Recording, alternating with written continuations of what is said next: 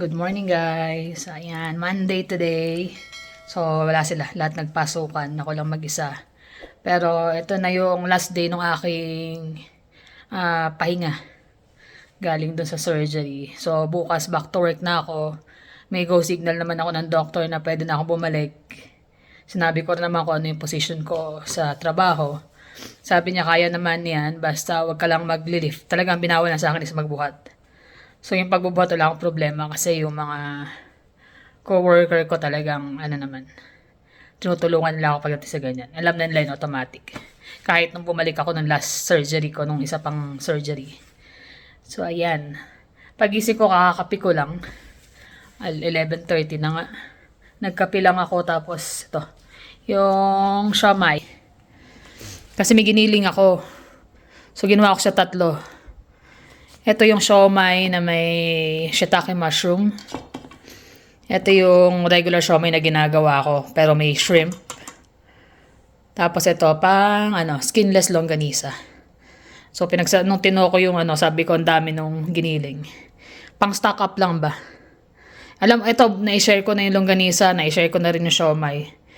So, ito, same din naman ng siomai. Dinagdagan ko lang siya nung shiitake mushroom. Para lang maiba. Ano lang to, pang stock up. Stock up. Lalo syempre back to work na ako, so may mga days na busy. Ayoko nang magluto ng sobrang komplikado. At least ito, pagkakuha, steam na lang. Gawa ka lang ng fried rice, okay na. Sa longganisa, ganun din naman. So at least meron ako naka-backup sa fridge. Bala ko nga sana gumawa pa ng kung mas marami to, embutido. Pero okay na to. Kahit pa paano may pang daya na. So next na grocery, gawa uli ako ng mga ganyang extra. Chicken naman para talagang mas okay. Kasi ito, tatagal to sa ilang portion din to, ilang lutuan. Ilang ulaman. Din yung mga bata, hindi na rin sila masyadong palakain ng lalo pagka galing sa school at saka sa work ni Jonas. Minsan din ako makain sa gabi. The next day, almusal lang, pasok na, may dalang baon. Pero that's it.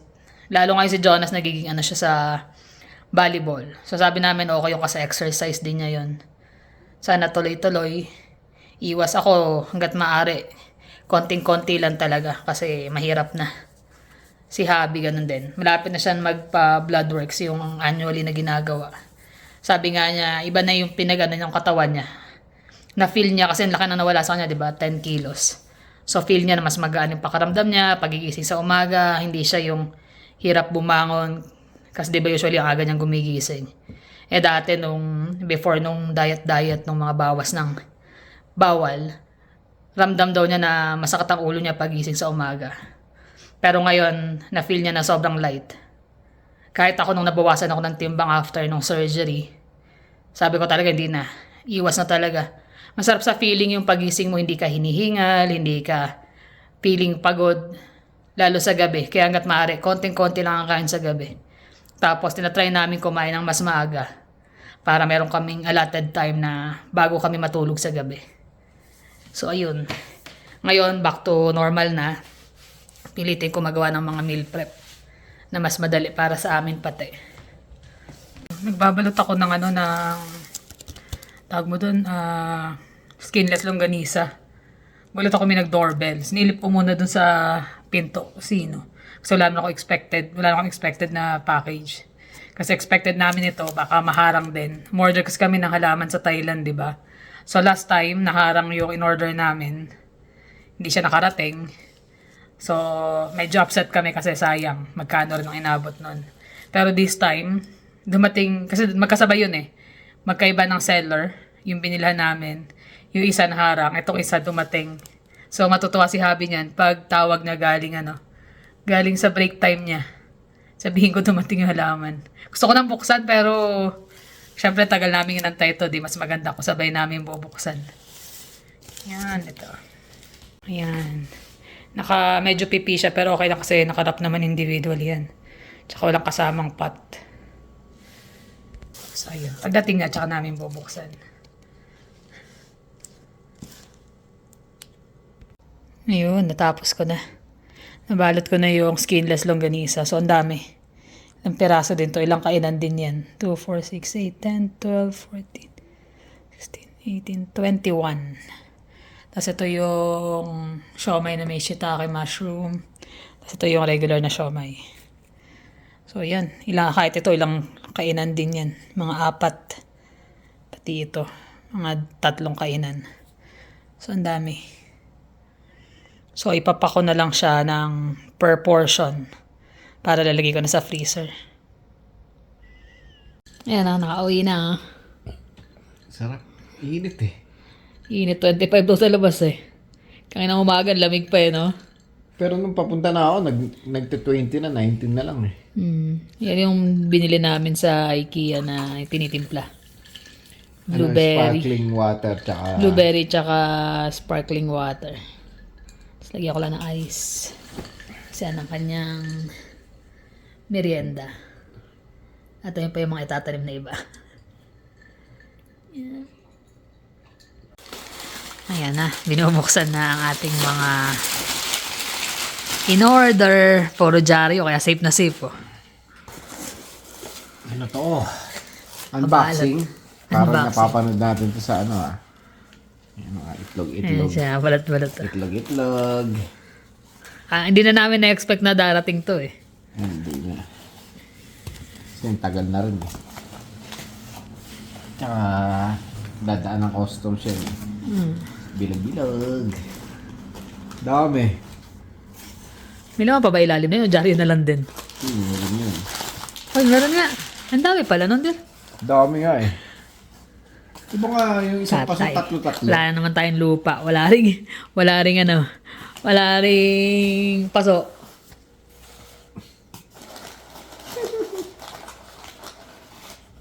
Order na mga suki. Thailand. Ayan, wala na talaga. Meron pa. Jadi pa tayo ng Thailand. No? Meron pa rin. Yung malaki ko. Biro mo ganyan kalaki oh. Bigat.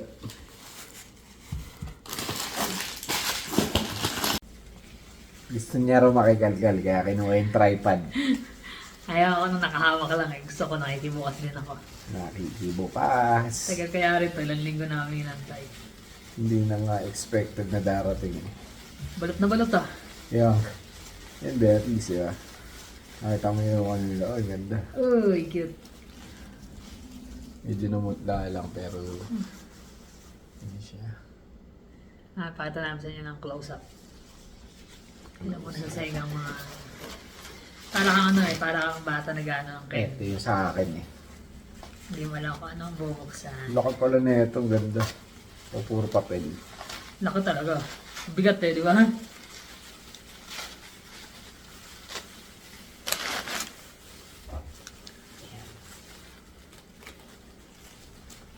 Ay, medyo matalim ah. Nadali ka. Sakit ah.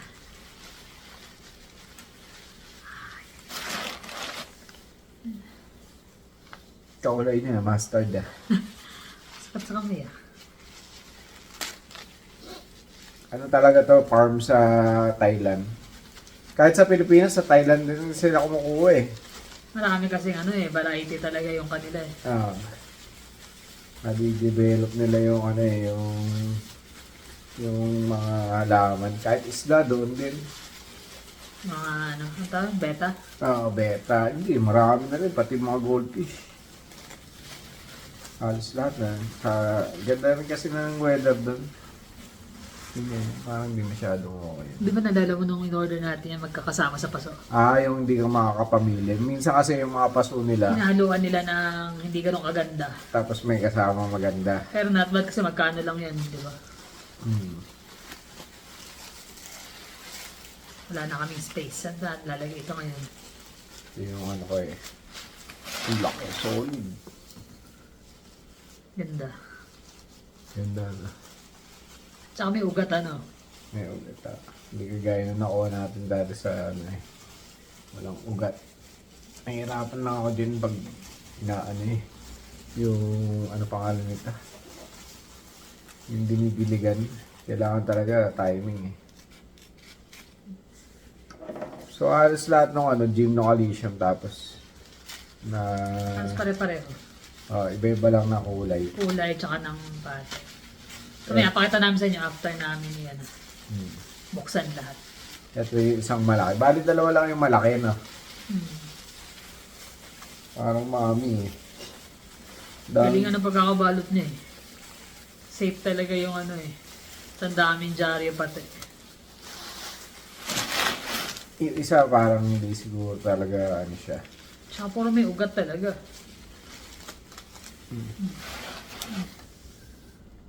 Cute. Ito nga may buds ng pabulaklak, oh. Baka inaabot na yung bulaklak na yun sa biyahe, eh. Yung isa, no? Daga lang, ilan? 4 na palabas. Solid, oh. Kailan ba nag-change yung color niya? No? O normal yan kasi nakalubog? Nakalubog kasi yun sa loob. Ay. Tsaka malinis talaga. So, yun. Pakita na lang namin mamaya yung total. Ito na guys, nabuksan na namin lahat. 32 pieces lahat to. Tapos yung dalawang Parang malaki. candy, eh. Candy metinik. Tsaka yung pattern niya ang ganda, eh. Merong pinong-pino.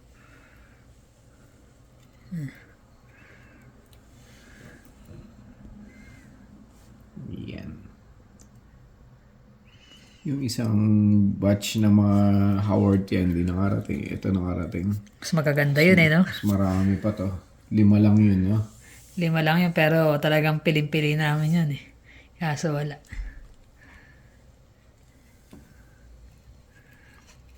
So, yan. Ngayon, hanap kami ng pagtataniman. Paso. Baka ito malilit pagsasama-samahin lang namin sa isang paso.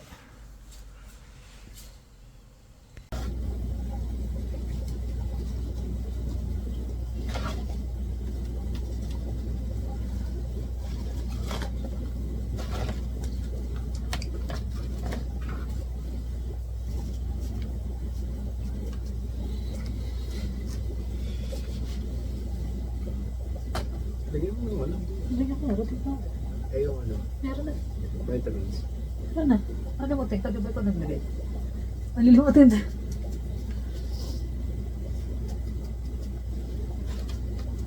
Bisado ko na yan. Kabisado mo na yung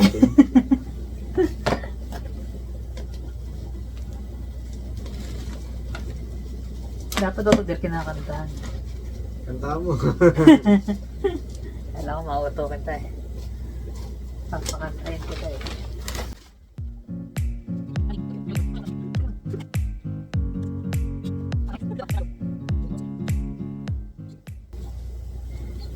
So, ang turo niya sa akin, yung lupa, tapos yung fertilizer, cinnamon, tapos sasawsaw sa rooting powder yung Yung roots. yung roots. Roots na maliliit.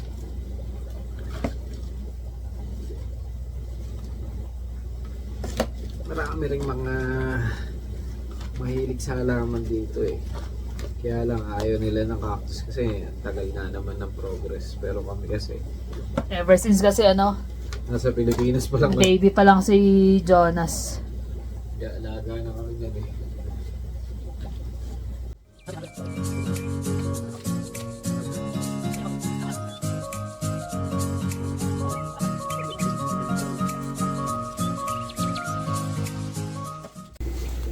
So ayan na yung namin na itanim.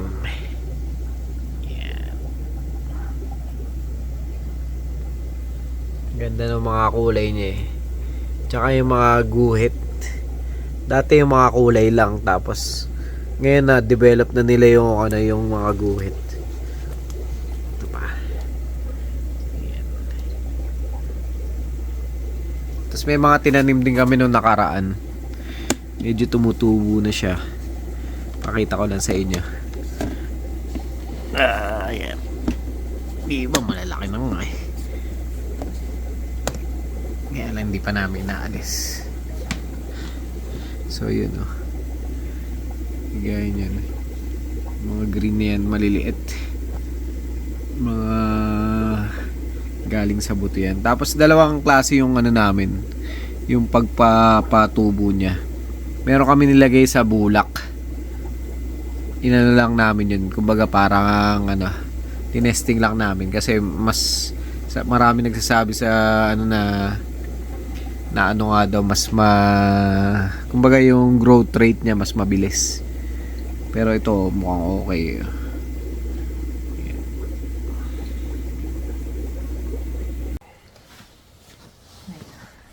Sarap tumambay.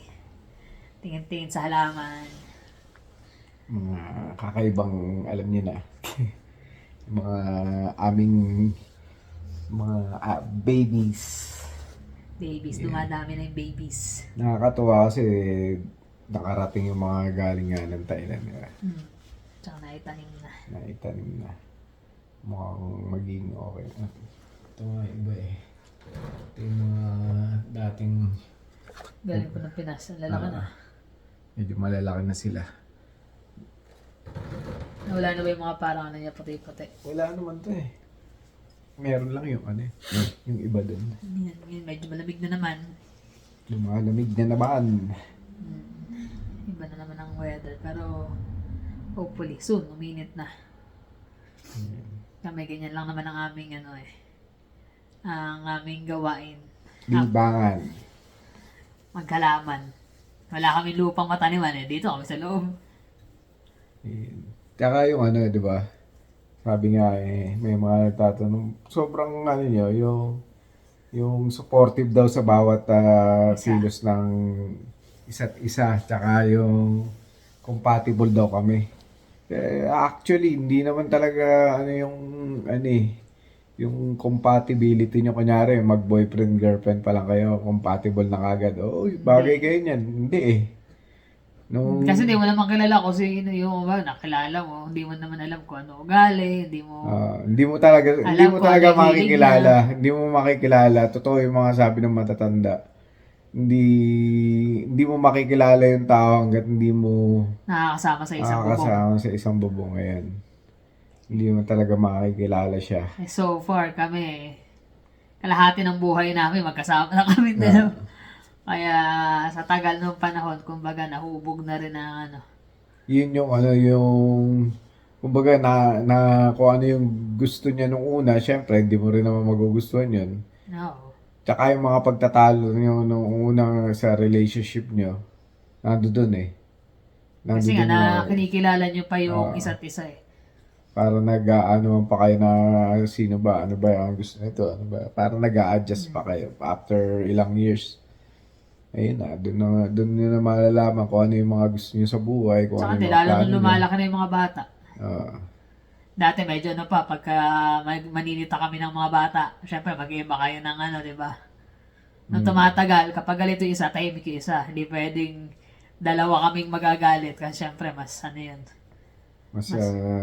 Kumbaga sa tagal ng panahon, na kami, kahit tinginan lang kami, nagkakaintindihan na kami. Kaya kahit nasa labas, pagka naghatinginan lang kami, alam na. Pagtitingin na ganyan. Kailangan lagi ka nakasalamin o Kaya titingin, yari. Nakasalaman. Otot no. Yari ka. Di kaya. May sunto ka sa tagiliran. Otot mo. Baka ikaw yun. Ay, Ganun ang... Joke lang. Ganun ang mag-asawa. Yung compatibility kasi nauhubog yun napapag-aralan. Kumbaga simula ng buhay nyo, simula ng pagsasama nyo hanggang sa kasulukuyan. Kumbaga parang nadidevelop, hindi, compatible kami nito Kami nito, soulmate kami nito, ganyan. Parang, hindi. Tayo kasi tayo compatible. Hindi mo malalaman kung compatible nga kayo, di ba? Hanggang di kayo nag-aaway talaga kami nito dati, noon. Simula nung bago pa lang kami, parang ilang years na magkasama tayo. Kasi ilang taon lang ako nun. Ilang taon lang din siya. Lagi kami nag-aaway. Siyempre. Hindi naman lagi. Hindi, sabihin yung hindi Dumang kami sa part na gano'n, yung nagtatalo, hindi magkasundo. Tapos parehong hindi magpapatalo. Yung mga ganun. Tumagal, wala na. Yun, talo ako.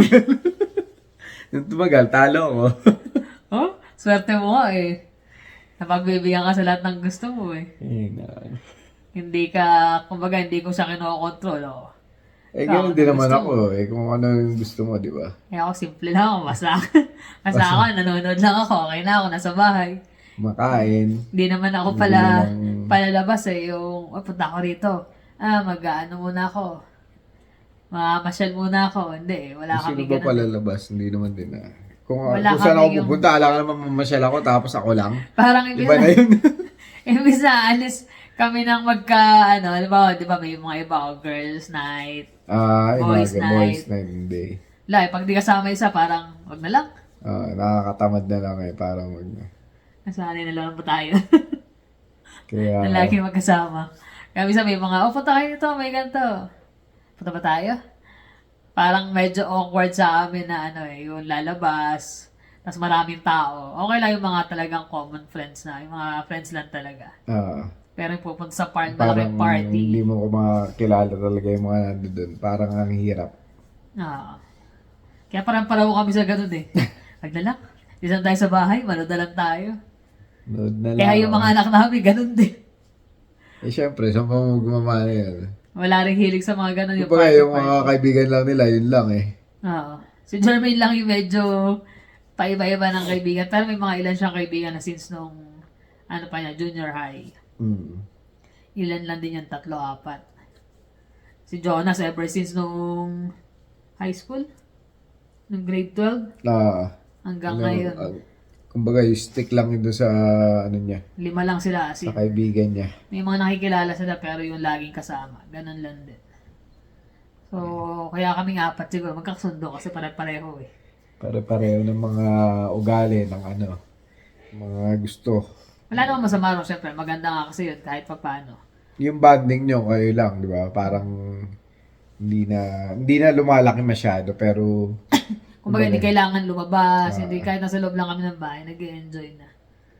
bili-bili lang ng online na mga... At tumatanda na siguro talaga kami kasi... bakit sila? Hindi na rin Ibig sabihin, tumatanda na. Tumatanda rin sila, kaya lang, hindi Parang normal. sa tagal din siguro kasi ng panahon Parang, feeling kasi namin, mas matanda kami sa edad namin Dahil nga aga namin nagsimula sa buhay. Kaya parang, ang tatanda na namin. Pero hindi pa naman talaga ganun katanda. Pero hindi ka naman nagsasawa. Hindi, ba't ka magsasawa? Baka nagsasawa ka. Ay, sabay tanong ng ganun, no? Hindi, baka nga nagsasawa ka doon sa tagal na natin magkasama, hindi ba? Hindi, Hindi. Kita mo nga. Ay, Kita mo nga, kahit simpleng nakakatawa ako natatawa ka pa rin. Kaya alam, minsan pag sinabi, minsan nagkapatawa yun dad joke yun Biglang gaganon siya minsan meron siyang mga joke tapos yung mga bata. Pagkakatingin kami. Corny daw dad joke na. Ganun talaga. Ay, no. Pero minsan mag-aaway kami. Hindi maaway, magkakatapuhan. Pag nagkatingin sabay matatawa, wala na. Tapos na. Which is maganda naman yung kasi simpleng bagay lang na nakakapagpasaya na. Yan ang buhay naming dalawa. Buhay. Sana ganyan din yung, hindi naman ganun. Kumbaga, ganun lang din kadali yung, yung mga relationship ng iba. Kumbaga, yung mga... Mas maging magaan ang buhay. Buhay niya as family. Yung pinag-uusapan namin nung nakaraan, di ba nga yung sabi nga namin, ang dami ng pagsubok na dumadaan. Pero nakakaya namin yung mga pagsubok na dumadaan kasi nga magkasama kaming, kumbaga magkakasama kaming lahat, buong pamilya na hinaharap yung yung mga problema. Walang yung mga iba bata kahit mahilig na sa computer o pero pagka yung gaya na ospital na mami kailangan, daddy, ganyan. Nauutusan na nandiyan lang sila, ganyan. Nasa nasa, kumbaga yung pamilya niya, family-oriented, yung sa amin din, family-oriented. Kumbaga parang nag-combine na lang kami kung ano yung nakasanayan. nakalakihan niya doon sa pamilya niya, kinumbine ko doon sa amin. Kaya yun. Tumanda na kami na yun, nadala namin, pati mga bata. Sana, pag sila may pamilya ng sarili, madala rin nila. Kasi nakikita naman nila kami rito. Kumbaga, hindi naman nila kami nakikita pag nag-aaway talaga. Yung minsan inisan, pero Yung Nawawala mag-aaway din, na yung ano. away talaga na hindi na kayo nagpapansinan, bahala ka na sa buhay mo, ganyan. Na Na, mahirap yun eh. Actually nga, minsan nagkakainisan kami, pero pag yung kunyari aalis na yung isa, hindi namin magawa na hindi hindi pa rin magbababay. magpaalam o ano. Kahit nagkakainisan natin, Ah. may pagkain pa rin siya, may bawal pa rin siya. Hindi mo matay-test na aalis na bahala ka magluto ng pagkain mo. Hindi Hindi. talaga eh. Parang ang hirap nun eh. Kasi nasanay ako eh. Nun nga sa hospital siya eh. Parang kulang na kulang yung buhay ko eh. Parang hindi ako mapakali na Hindi raw siya hindi makatulog ako eh. nakakatulog, ganyan. Hindi ko na nga siya pinag-stay nung ano, after Dapat nung nga nag-stay surgery. na lang ako eh. Ganun din pala eh. Kaya sabi ko, matutulog lang naman ako, magpahinga sa bahay para ako komportable yung higa. Kasi nakaupo lang siya ron, di ba? Eh, nung last na una ako na surgery, awang-awa ako sa kanya kasi yung antok na antok siya, pero nakaganon lang siya ron sa upuan. Sabi ko, hindi na ako. Kaya ko naman. Total, late na natapos yung surgery. Antok na ako. Hindi pa nakatulog eh. Inapo ko sa antok, ilang araw yun? Halos 3 araw. Tatlong ano? araw. Tatlong araw ako dun. Pagdating namin dito, sinundo niya ako. Tulog talaga. Himbing na himbing ang tulog niya. Pati nung gabi hanggang kinabukasan eh. Sabi niya, makakatulog na ako. Kasi wala eh. Kahit mag-ingay ka dyan, hindi ka maririnig sa sobrang ano niya. Minsan yan napapag-usapan namin eh. Paano kaya pag may nawala na isa? Parang napakahirap. Ah. Mahirap Hindi kasi maano yun eh, maiiwasan na ano. maisip mo or Maisip mo. Lalo yung gantong mapag-usapan, edad ganyan. na darating na, paano yan? Pagka ganito, ganyan. Yan. Kagaya nga nung kaidara ng kuya ko, na-stroke nga lang nung na heat stroke. Heat stroke. Malakas pa, Yung nag-outing malakas, pa. nag-outing pa sila na 2 days before nung namatay. Yan yata lang ang heat buhay. condolence kay sa pamilya Kagayutan. Condolence kang Lana.